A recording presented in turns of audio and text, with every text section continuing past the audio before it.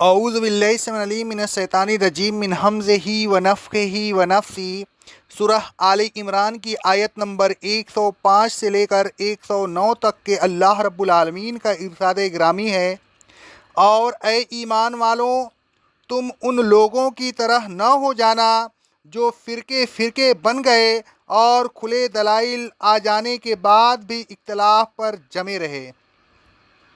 ایسے لوگوں کے لیے بڑا عذاب ہے۔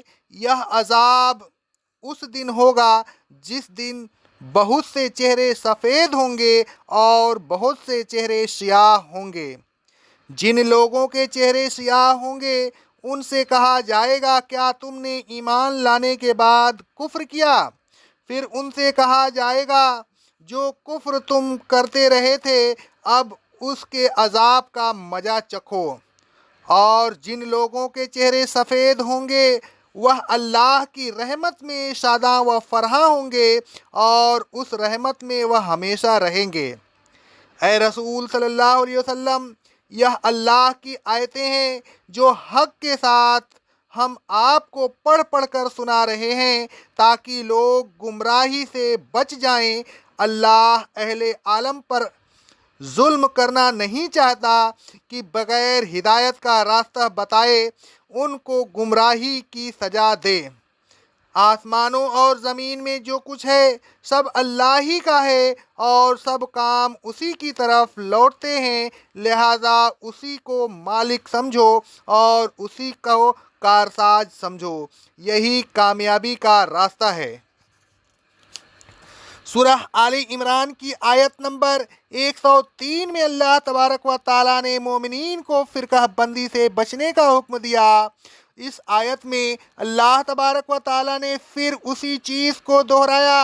اللہ تبارک و تعالیٰ نے فرمایا، اے ایمان والوں، وَلَا تَكُونُوا كَالَّذِينَ تَفَرَّقُوا وَاخْتَلَفُوا مِن بَعْدِ مَا جَاءَهُمُ الْبَيِّنَاتُ، تم ان لوگوں کی طرح نہ ہو جانا جنہوں نے فرقے بنا لیے تھے اور کھلے دلائل آنے کے بعد بھی اختلاف پر جمے رہے تھے۔ اس آیت میں جن لوگوں کی طرف خاص طور پر اشارہ پایا جاتا ہے وہ یہود اور نصارہ ہیں۔ رسول اللہ صلی اللہ علیہ وسلم فرماتے ہیں، رواہ ابو داؤد کی حدیث ہے سند صحیح سے، خبردار ہو جاؤ، اہل کتاب میں سے جو لوگ تم سے پہلے گزر چکے ہیں 72 فرقوں میں تقسیم ہو گئے تھے، اور یہ ملت 73 فرقوں میں تقسیم ہو جائے گی۔ 72 دوزخ میں جائیں گے اور ایک جنت میں جائے گا اور وہ جماعت ہوگی۔ اس حدیث سے معلوم ہوا کہ اہل کتاب 72 فرقوں میں تقسیم ہو گئے تھے۔ اللہ تبارک و تعالیٰ اس امت کو تنبیہ کرتا ہے کہ وہ فرقوں میں تقسیم نہ ہو بلکہ اتفاق و اتحاد کے ساتھ اللہ کے دین کو مضبوطی سے پکڑے رہیں۔ اس حدیث سے یہ بھی ثابت ہوا کہ یہ امت بھی کئی حصوں میں تقسیم ہو جائے گی۔ گزشتہ امت 72 حصوں میں تقسیم ہوئی تھی اور یہ امت 73 حصوں میں تقسیم ہو جائے گی۔ اللہ تبارک و تعالیٰ کے رسول صلی اللہ علیہ وسلم نے جو فرمایا تھا وہ ہوا، یہ امت کئی حصوں میں تقسیم ہو چکی ہے اور ہر حصہ اپنے اپنے مذہب پر مگن ہے، اور حصوں میں 72 دوزخی ہیں اور صرف ایک جنتی ہے، اور وہ اس حدیث کے مطابق جماعت ہے۔ اس حدیث میں جماعت کا مضاف مذکورہ نہیں ہے، لیکن دوسری حدیثوں میں مضاف مذکور ہے، اور مسلمین ہے وہ جماعت جو جنت میں جائے گی، مسلمین کی جماعت ہوگی۔ باقی دوسرے حصے اس نام سے موسوم نہیں ہوں گے اور نہ وہ اس کے اہل ہوں گے کہ اس نام سے موسوم ہو۔ حضرت حذیفہ ابن یمان رضی اللہ تعالی عنہ فرماتے ہیں، صحیح بخاری اور صحیح مسلم کی حدیث ہے، سر اور فرقہ بندی کے زمانہ کی خبر دیتے ہوئے رسول اللہ صلی اللہ علیہ وسلم نے ہدایت فرمائی کہ اس زمانہ میں تمہیں جماعت المسلمین اور ان کے امام سے چمٹے رہنا ہوگا۔ میں نے پوچھا اگر نہ جماعت المسلمین ہو اور نہ ان کا امام ہو تو میں کیا کروں؟ رسول اللہ صلی اللہ علیہ وسلم نے فرمایا تمام فرقوں سے علیحدہ ہو جانا، خواہ تمہیں درخت کی جڑیں ہی کیوں نہ چبانی پڑے، حتیٰ کہ جب تمہیں موت آئے تو اسی حالت میں موت آئے کہ تم ان سے علیحدہ ہو۔